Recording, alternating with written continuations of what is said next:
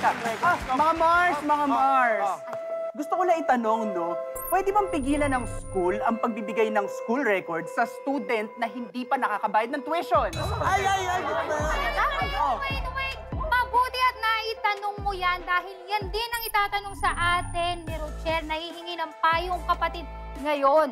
So ito kasing anak niya is grade 3 na. Oh. Tapos yung official record nila sa school ay hindi pa niya nakukuha. Oh. Dahil meron silang hindi pa nababayaran na 17,000.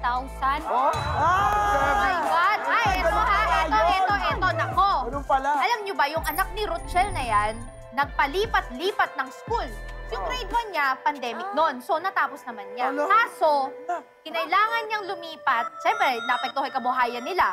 So, yung grade 2 niya, sa public school niya natapos. Kaso naman, pagdating niya ng grade 3, kinailangan niya uli lumipat. Bakit? Kasi, yung si Rochelle, na-transfer naman sa Cavite. Lipat. Yun naman pala eh. Na-transfer naman pala eh. So, anong problema ko na? Kumbaga, hindi siya official student dahil nga walang official record.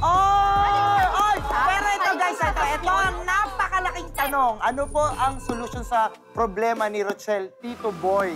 Pero bago ang lahat, ito talaga ay nakikipagpuyatan para lamang po makasama tayo dito sa Cayetano in Action. Lahat po yata ng episode, alam niya ang kwento. Ito rin ang dahilan kung bakit narito po siya ngayon.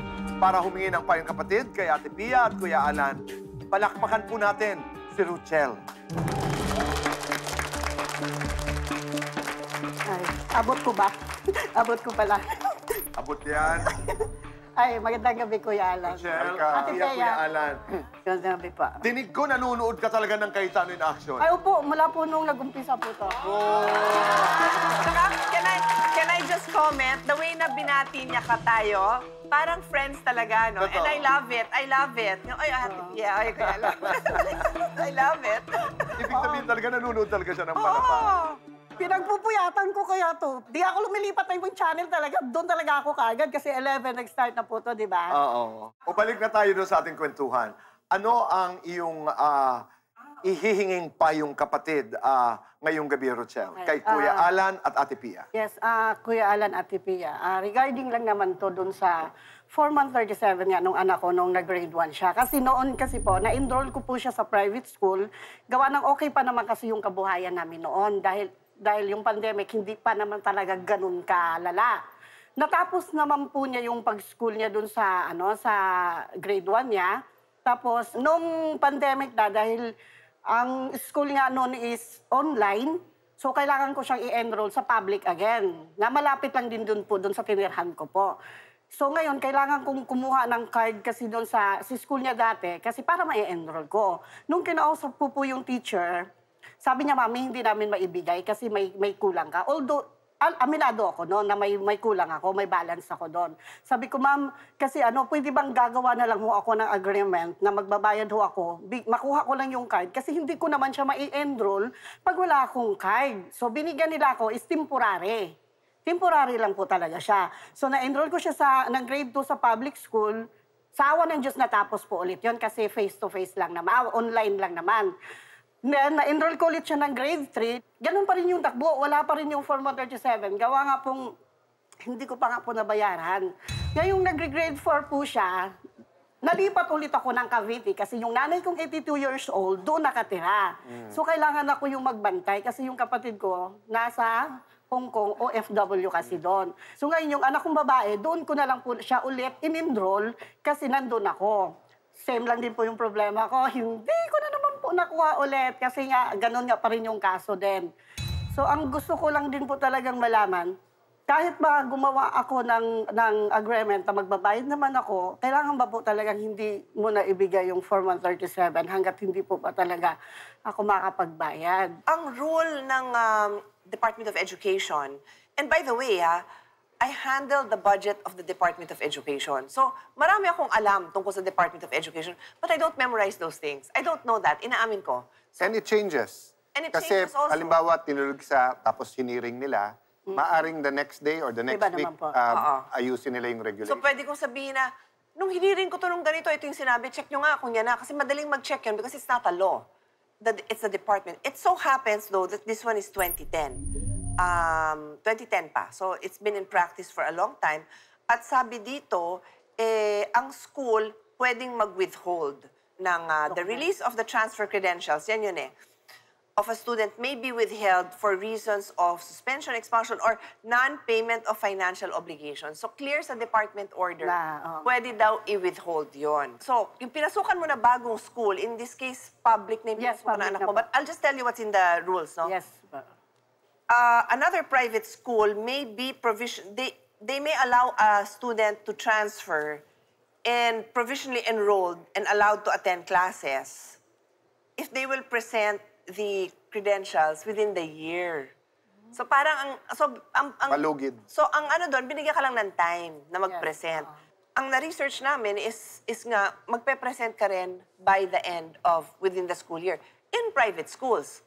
Wala akong nabasa and nananawagan ako sa lawyers natin if you can show me if there's any reference to public, because the general rule of public school, and this is where Mayor Lani, who usually always comes over and brings us food, thank you, Lani, always reminds us na ang patakaran ng public school, ng DepEd, no child is turned away. Yes. So, walang basihan ang public school na hindi ipag-aral ang anak mo.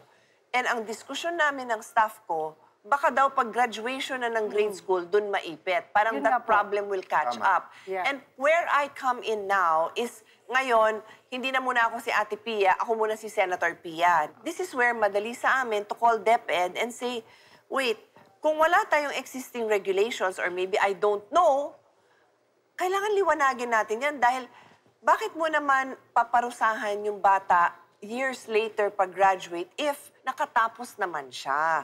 It doesn't change, alam mo yan, it doesn't change your obligation. Sana hindi naman siya maparusahan at tuloy-tuloy naman yung ano niya sa next grade, no? Grade 5, grade 6, grade 7, grade 8.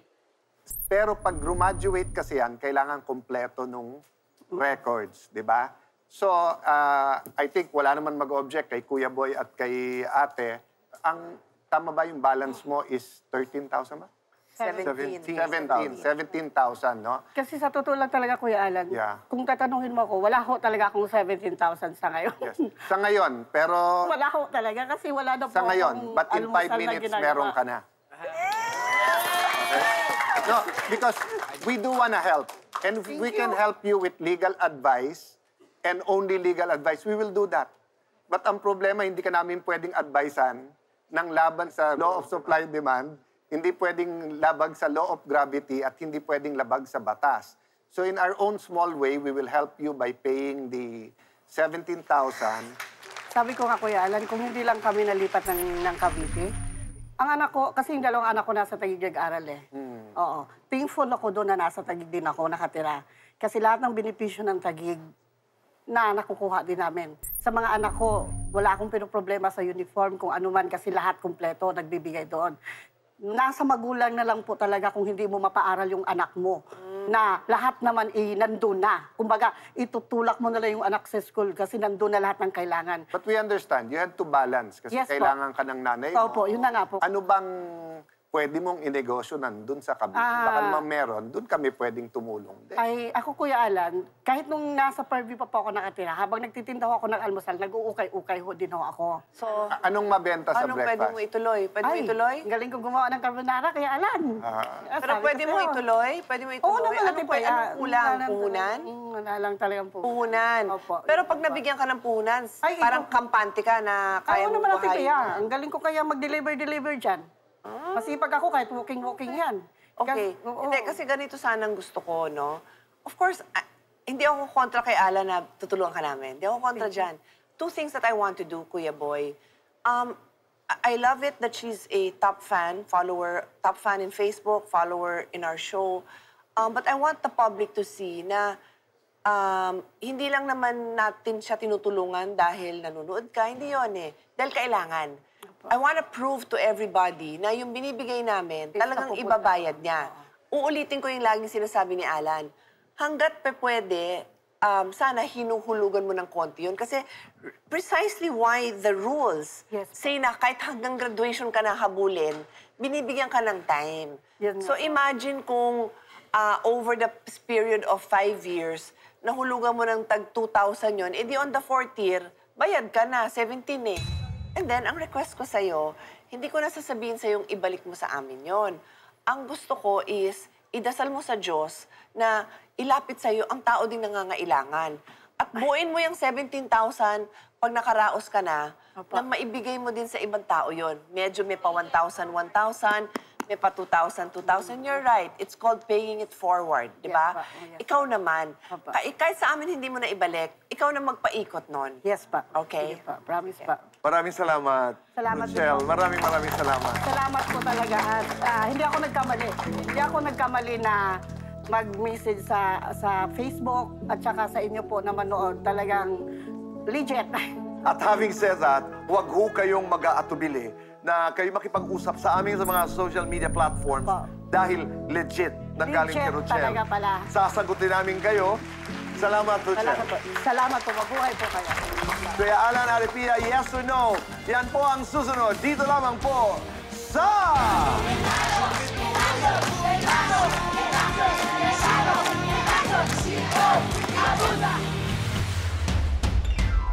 Opisyal na ang pagiging estudyante ng anak ni Rochelle. Kasama ang team ng Cayetano in Action, nabayaran na ni Rochelle ang balanse sa tuition ng anak sa dating private school nitong pinag-enrolan. Pagkakuha ng Form 137, dinala ito sa pinapasukang paaralan ngayon ng bata para maisama na ang kanyang official record. Bawas na ang pangamba ng pamilya ni Rochelle sa pag-aaral ng kanyang anak. At para naman makapagpasalamat si Rochelle, sinamahan natin siyang mamili ng gagamitin niya sa pagtitinda. Bahagi ng kikitain niya sa negosyong napili ang gagamitin niya namang pantulong sa iba. Ate Pia, Kuya Alan, Tito Boy, thank you po sa binigay niyo po sa akin. Kahit pala high school graduate lang ako, hindi ko akalain na makakuha ako ng advice at mabibigyan niyo ako ng kasagutan sa aking mga tinatanong po na matagal ko na pong gustong malaman kung ano ang pwede kong gawin. Dahil po doon, malaking bagay po sa akin yon. Maraming salamat po. Mabuhay!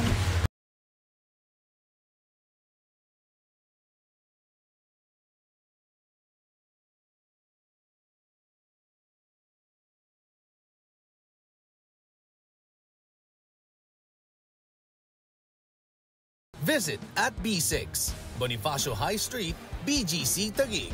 Rica de la Merced Furniture Designs. For inquiries, call 0922-853-1668.